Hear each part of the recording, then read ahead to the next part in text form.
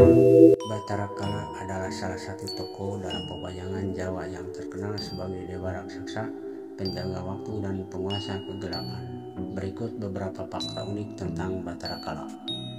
Asal-usul Bathara Kala dipercaya sebagai putra dari Bathara Guru atau Dewa Siwa dan Dewi Uma. Menurut legenda, ia tercipta dari kemarahan Bathara Guru yang menjelma menjadi sosok raksasa. Tugas dan peran Bathara Kala sering digambarkan sebagai dewa penjaga waktu, kegelapan, dan kematian. Ia bertugas untuk menjaga keseimbangan alam dengan menelan roh-roh jahat dan mencegah mereka mengganggu manusia. Wujud Bathara Kala memiliki wujud yang menakutkan dengan rupa raksasa, wajah menyeramkan, dan gigi taring yang tajam. Sosoknya seringkali dihiasi dengan api dan elemen-elemen kegelapan. Pentas wayang. Dalam pertunjukan wayang kulit, Bathara Kala sering kali muncul dalam lakon-lakon yang berhubungan dengan dunia gaib dan hal-hal mistis. Ia seringkali menjadi simbol dari kekuatan jahat yang harus dikalahkan oleh para kesatria atau dewa. Makna filosofis, Bathara Kala juga dianggap sebagai simbol dari ketidakpastian dan perubahan waktu. Kehadirannya mengingatkan manusia akan siklus kehidupan dan kematian serta pentingnya menjaga keseimbangan antara baik dan buruk. Dengan karakteristiknya yang unik dan peran penting dalam mitologi Jawa, Bathara Kala menjadi salah satu tokoh wayang yang menarik untuk dipelajari lebih lanjut. Simbol proteksi. Meskipun berwujud menakutkan, Bathara Kala juga dianggap sebagai pelindung di beberapa tradisi. Gambar atau patung Bathara Kala ditempatkan di depan rumah atau bangunan sebagai penangkal roh jahat yang energi negatif. Hubungan dengan Kala. Nama Kala dalam bahasa Sanskerta berarti waktu. Bathara Kala sering dikaitkan dengan konsep waktu dan takdir yang tak terhindarkan dalam berbagai cerita. Ia berperan sebagai eksekutor dari takdir yang telah ditentukan oleh para dewa. Upacara ruatan. Bathara Kala sering disebut dalam upacara ruatan, yaitu ritual Jawa untuk membersihkan seorang dari nasib buruk. Dalam upacara ini, lakon wayang khusus dimainkan untuk meruat, menyucikan seseorang dari pengaruh buruk Bathara Kala. Transformasi positif. Dalam beberapa cerita, Bathara Kala mengalami transformasi dari sosok yang menakutkan menjadi lebih positif setelah mendapatkan pencerahan atau setelah dikalahkan oleh tokoh-tokoh utama dalam cerita wayang. Penggambaran seni. Bathara Kala sering digambarkan dalam berbagai bentuk seni, termasuk ukiran, patung, dan lukisan. Seni wayang kulit Jawa sering menggambarkan Bathara Kala dengan detail yang rumit, menunjukkan wajahnya yang menyeramkan dan atribut-atribut khasnya. Pelajaran hidup. Kehadiran Bathara Kala dalam cerita wayang mengajarkan tentang pentingnya menghadapi dan mengatasi ketakutan serta tantangan hidup. Tokoh-tokoh yang berhasil mengalahkan Bathara Kala biasanya menjadi lebih kuat dan bijaksana. Bathara Kala tidak hanya menjadi bagian dari cerita pewayangan, tetapi juga menyampaikan nilai-nilai budaya dan spiritual yang dalam. Semoga informasi ini menambah pemahaman dan apresiasi kamu terhadap tokoh Bathara Kala.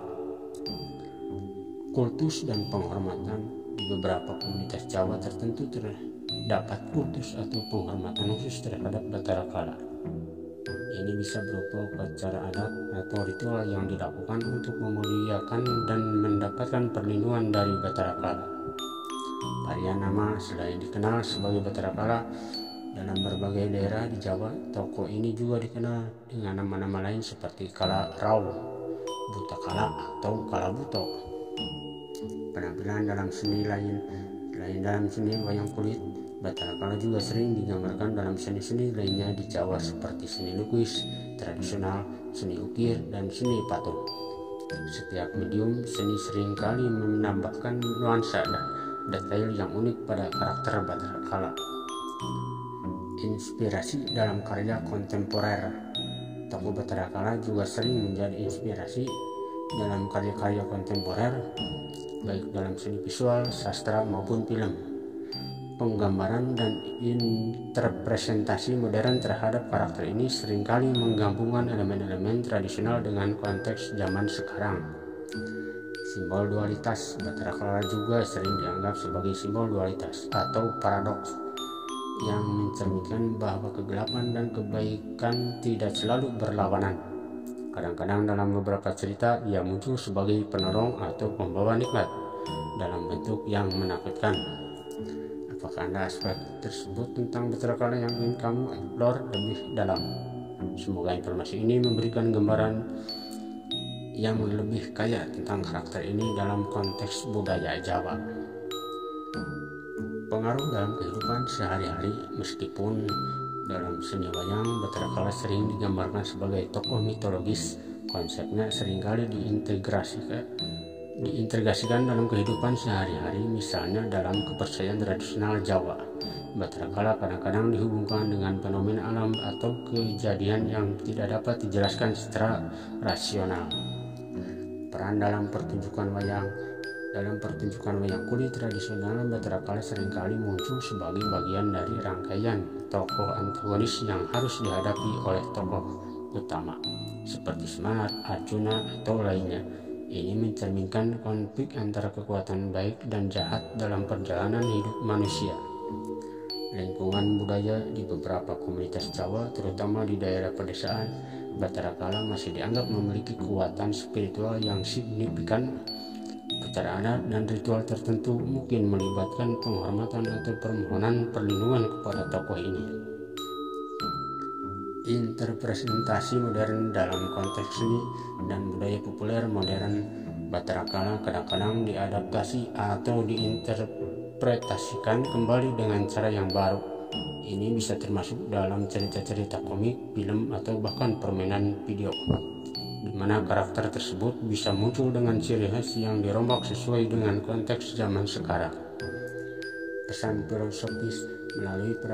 Melalui perannya yang kompleks dan seringkali ambigu, Bathara Kala mengajarkan pentingnya menerima dan memahami kedua sisi dari segala hal, baik yang tampak baik maupun yang tampak buruk.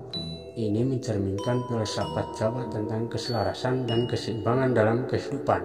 Semoga informasi ini terus menambah pengetahuanmu tentang tokoh ini dalam konteks budaya dan seni Jawa.